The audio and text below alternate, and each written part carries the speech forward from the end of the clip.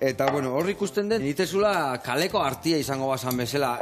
Muraletan antzeko zerbait diten dezu, o jorratzen dituzu gai desberdinak, edo... Bai, normalin nire inspirazioa beti kali zen da.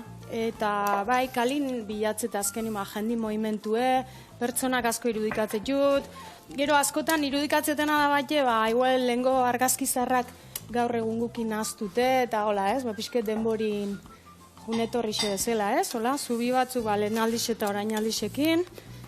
Eta bai, da gero bezalde Euskal Herriko tematikire asko landu izen dut.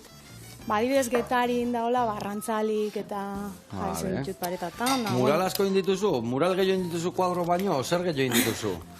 Ez, nik uste kuadro gehiago izango zila, baina muralak ez desente bai. Bai, azkenean aztezea eta nik uste mural bat egezunin bat ate asko irikitze itzula horrek. Jende gehiago ikusteu igual? Bai, porque azkenik kalin lagatzezu eta, oseinek ikusi leike eta atean zein dia dituzu muralak, seguruna ikusi tugula kalien da ez genekila zu izan zehal edo zuriak diala? Hemen Donostin, hor, Urumean aldemenin, hor, Gladizenea parkin albunda, handi bat, 5 pisu dauzkena. Zea, Jesus, ascensora daukena, pasarela hori.